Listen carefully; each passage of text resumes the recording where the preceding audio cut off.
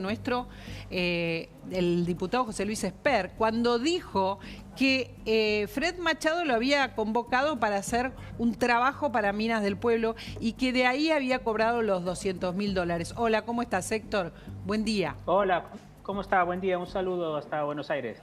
Muchísimas gracias. Resulta que empezamos a conocer esto, que está estudiando e investigando los Estados Unidos, las Minas del Pueblo de Fred Machado, a partir de lo que dijo Esper, pero no sabemos qué son las Minas del Pueblo. A ver, ¿nos podés explicar? Ahí tenemos fotos que nos mandaste de este lugar de Guatemala. ¿Nos podés contar cómo están vinculadas con cárteles estas minas? A ver, sí, bueno, este es un tema que en Guatemala se está investigando desde hace un rato. Es decir, el nombre de Fred Machado no es un nombre nuevo en Guatemala ni en Centroamérica, pero particularmente en Guatemala. El nombre de Fred Machado se empieza a escuchar allá por el 2019 por controversias en dos sitios mineros. Uno se llama la Meca 1, que es propiedad de esa empresa, sí, que se llama Minas del Pueblo, y otra mina se llama El Pato, que está en el sur del país. Minas del Pueblo está más, la Meca, que es de Minas del Pueblo, está más al norte. ¿Qué pasa? Hay denuncias, el Ministerio Público de Guatemala recibe denuncias de que hay plata mala vida, no se sabe exactamente de dónde, que está entrando a campañas políticas de Guatemala desde hace un buen rato, ¿no? Sí. Y hay denuncias de que hay plata de un argentino que se llama Federico Machado, que es plata cuyo origen no está claro, que está entrando a la campaña de el que entonces era el candidato presidencial de un partido, Jimmy Morales, que termina siendo el presidente de Guatemala, ¿no? Sí. A raíz de esto, el Congreso de Guatemala monta una comisión legislativa especial de investigación sobre los negocios de Federico Machado en Guatemala. Y descubren, con un montón de documentos, que este hombre tiene varias empresas, incluida esta que se llama Minas del Pueblo. Y esta investigación se ata luego al caso judicial que está abierto en Texas, donde hay un conglomerado de aviones, centenares de aviones que están siendo investigados en un caso civil y en un caso criminal. Y de esas dos investigaciones conocemos en Guatemala que parte de esos aviones que son investigados en Estados Unidos están aterrizando en Guatemala. Aterrizan ahí, droga, ¿no? Cuando decís parte, ¿cuántos aviones? Porque estamos hablando de una mina que no debería tener ese tráfico, ¿verdad, Héctor? No, por supuesto que no. Estos son, para ubicarte un poco en lo que pasa en Centroamérica, estas son pistas clandestinas. Estas son pistas que están ahí en las mineras, a veces reportadas a los estados nacionales, a veces no, que supuestamente sirven para sacar y entrar materiales que usan las mineras, porque estos sí son lugares de acceso difícil, ¿no? Pero que usualmente son y que están siendo utilizadas para traficar droga, ¿no? Estamos, o sea que a ver si entendemos la dimensión, Claudio, Gustavo, me parece central. Lo que se está investigando es si en la mina de Fred Machado todos estos aviones que van y que vienen llevan droga, que es lo que usualmente hacen, ¿verdad? Sí, aparentemente esto es lo que siempre estuvo detrás de esto, y esta es la compañía que le pagó los $200.000 a Esper y que le habría hecho un contrato por $1 millón, supuestamente para renegociar una deuda. Ahora, lo que está claro es que hace mucho tiempo, que bien como nos están diciendo, es que esta mina está bajo la sospecha, y que lo que se sospecha es que lo que había atrás era dinero del narcotráfico que se estaba lavando a través de la mina, y que se usaban esas pistas como pistas clandestinas para transportar drogas. Esto es lo que está investigando Guatemala, investigando también los Estados Unidos, Héctor, esto que estamos describiendo. Es correcto, eso es lo que se ha estado investigando, pero en el caso de la investigación estadounidense hay cosas muy específicas. Nosotros hemos contado por lo menos 15 aviones que son propiedad de Machado, de las empresas de Machado, que han aterrizado con cocaína en Guatemala. No ¿Y eso dónde está escrito, digamos, que aviones, perdón Héctor, que aviones de Fred Machado con cocaína aterrizaron en sus minas? Las Minas del Pueblo que dijo Esper que lo contrataron, ¿dónde figura? ¿En qué causa figura? ¿En la de Guatemala o en la de Texas? En la causa de Estados Unidos. Causa de Estados Unidos, sí, hay una causa civil que está abierta en la Florida, que es una causa de una empresa que lo acusa de estafa, de vender y comprar aviones y no pagar. En esa causa hay listadas decenas de aviones y en esa causa, por matrícula, se dice, este avión aterrizó en tal lugar de Guatemala y de otros lugares de Centroamérica con tantos kilos de cocaína, ¿no? Todos esos aviones están relacionados con Fred Machado, no todos con las Minas del Pueblo. Claro. Con Minas del Pueblo en Guatemala, el Ministerio Público intervino un avión en ese aeródromo que tenés ahorita en imagen, que era de Fred Machado, y ahí encontraron rastros de cocaína. Es fuertísimo hablar con la gente que está cerquita de este lugar, en Centroamérica, con los datos que circulan, con los datos que están en las causas, que son más de una, pero es interesantísimo, porque si no, acá estamos hablando de algo que queda lejos, no tenemos ni idea. Por eso estamos buscando los periodistas que viven en Centroamérica. Exactamente, Héctor, pero además tengo entendido que hay una acusación de que esa mina no solo estaba acusada por este hecho, sino por el tema de estar traficando materiales preciosos desde ese lugar que no estaba autorizado a extraer. Es así es. Ahí Fred Machado está vinculado a 2 sitios mineros. Uno es en Alta Verapaz, que es esta zona montañosa donde está este aeródromo, y otra es una mina que se llama El Pato, que está en Chiquimula, que es al sur del país, fronterizo con Honduras. Ahí la Comisión Legislativa, esto está en los papeles de la Comisión Legislativa que el Congreso de Guatemala instaló en el 2020. Sí. Ahí hay testimonios de un exalcalde, de policías, que dicen que vehículos que estaban vinculados con la otra mina iban a traer metales preciosos de la mina del sur que no estaban autorizados a extraer y los llevaban hasta Alta Verapaz, o sea, la otra mina desde donde los transportaban. Es decir, estamos hablando de sospechas de narcotráfico, pero también de contrabando de materiales preciosos, en efecto. Bueno, no le falta nada a esta causa. Héctor, vamos a convocarte y a consultarte nuevamente. Te quiero agradecer muchísimo todos los datos que nos has traído.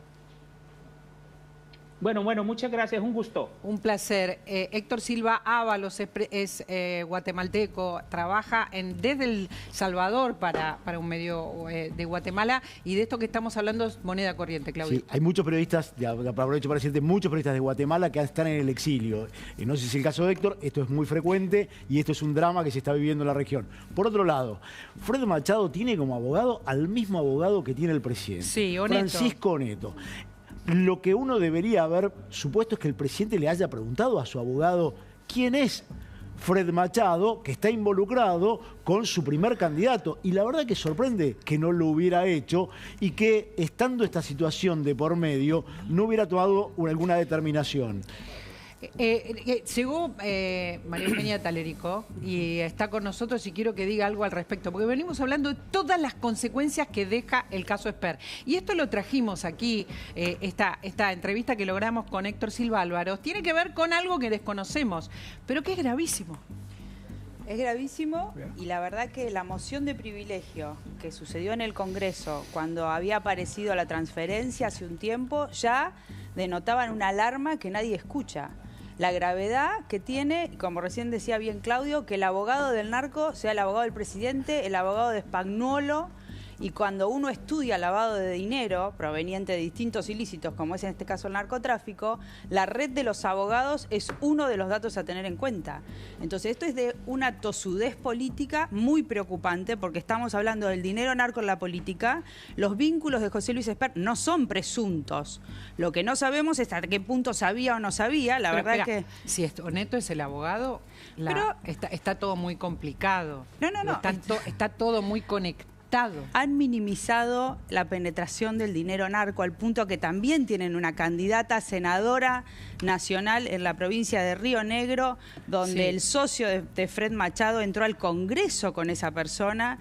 Entonces, esto es muy grave. Es muy grave cuando un gobierno que vino a combatir a la casta minimiza el dinero narco en la política o minimiza también a la corrupción. Son dos escándalos que le han saltado en la mano al gobierno, y el presidente en primera ninguna persona se resiste a tomar las medidas y ahora estamos en un proceso electoral, todo enchastrado, con Santilli que salta diciendo soy yo, vamos a ver jurídicamente qué es lo que corresponde, porque la segunda candidata no puede resistir un debate para lo que tenemos que hacer, porque el tercer candidato es Sebastián Parejas, un armador peronista que le puso a un masista como es Carrancio en la lista, y todo este desaguisado que le hacen al presidente es lo que atenta contra el riesgo país argentino, sube el riesgo país argentino, además de mantener al kirchnerismo vivo. Hay algo que les quiero preguntar a todos y que me parece sumamente importante y no termino de entender. ¿Por qué lo defendió tanto el presidente a Esper? Hay algo que no termina de convencerme y quiero que me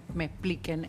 Porque hay un punto en que era inentendible el paso del tiempo, distintas entrevistas que dio el presidente y que lo seguía defendiendo. Da la impresión de que hubo tal presión de parte del gabinete, del acuerdo con los Estados Unidos, de las encuestas, que hasta dicen las fuentes que tenemos que hasta Karina Milei y Santiago Caputo quería que el presidente le suelte la mano. ¿Por qué el presidente no le soltó la mano? Nadie puede dar una explicación al respecto ni de por qué se reconciliaron Javier Milei y José Luis Esper después de haberse peleado y dicho cosas espantosas entre los dos, y esa reconciliación así como la protección. Lo cierto es que una vez que Milei llega a la presidencia se restablece un vínculo de una intimidad en la cual Javier Milei, cuando tenía pareja, invitaba a José Luis Esper y a su esposa con mucha frecuencia y largas sobremesas. Pero bueno, ponele que se reencontraron. Igual no podemos minimizar que en las listas de Milei se vendían las candidaturas,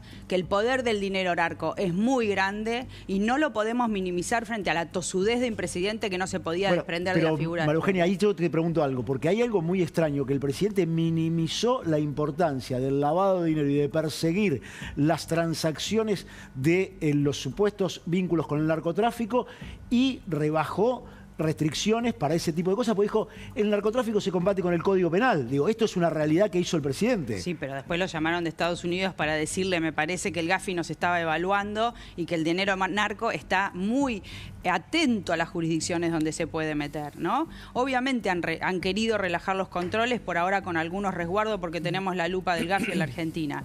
Pero acá hay una subestimación. La verdad que a esta altura cuesta creer que sea una subestimación cuando hablas de Guatemala, un país cooptado por el narcotráfico, un candidato que da explicaciones que no tienen nada que ver con el supuesto trabajo y recibió el dinero. O sea, esto es realmente, creo que es un presidente que está muy errático con el entorno que ha decidido que lo rodee y que forma parte del riesgo de la Argentina para hacer lo que tenemos que hacer, ¿no? A ver, una de las consecuencias, cuando empezó el programa lo dijimos, la primera es que el gobierno quiere que Santilli encabece. Santilli ya se da como encabezado, porque el gobierno se lo va a pedir al juez Ramos Padilla. Habló Santilli hace un ratito, mirá.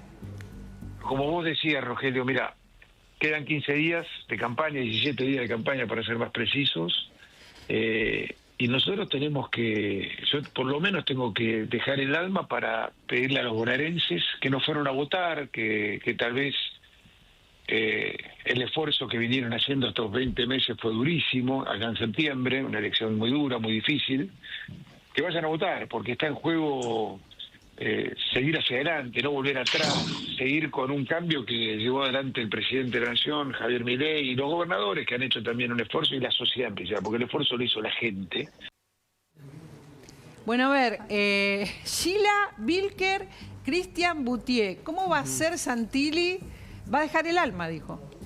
Va a dejar el alma, lo dijo textual, pero ¿cómo va a ser en esta circunstancia para lograr que vayan a votar esa lista? A ver. Bueno, ya se puso una vara, ¿no? Él dijo, yo la agarró en 20 puntos abajo, algo que no convalido.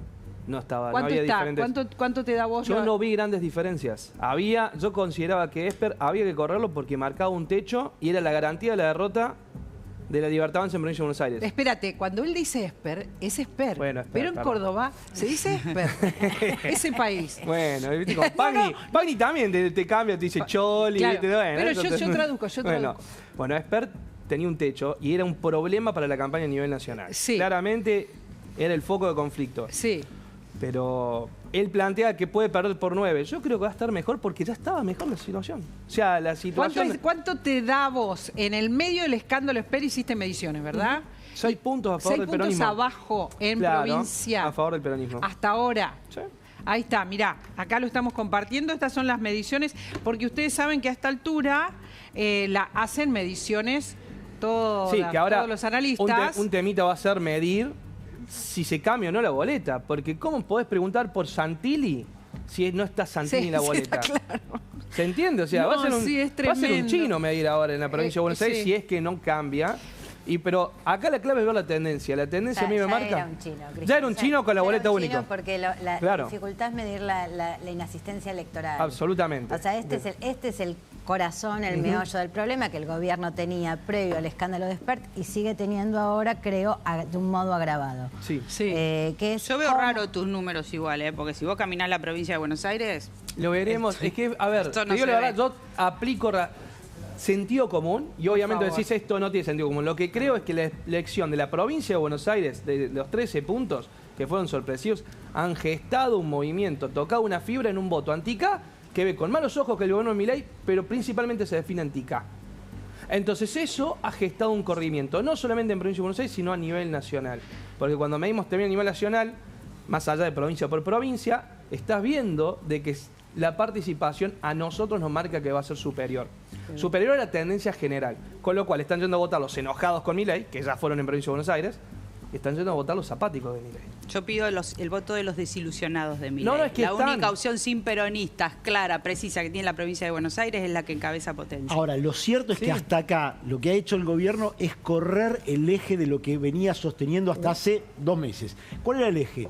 Lo que importa es la marca, lo que importa es el color, el violeta. Y está claro que el violeta no estaba alcanzando. Por eso les empezó a preocupar tanto. Por eso la suman rojo. A ver, espera. Por eso la suman rojo. Si podemos poner la medición de Cristian, porque no sé si te acercaste mediciones, Sheila, pero me interesa saber cuáles son, qué es lo que vos ves, qué es lo que está viendo tu consultora.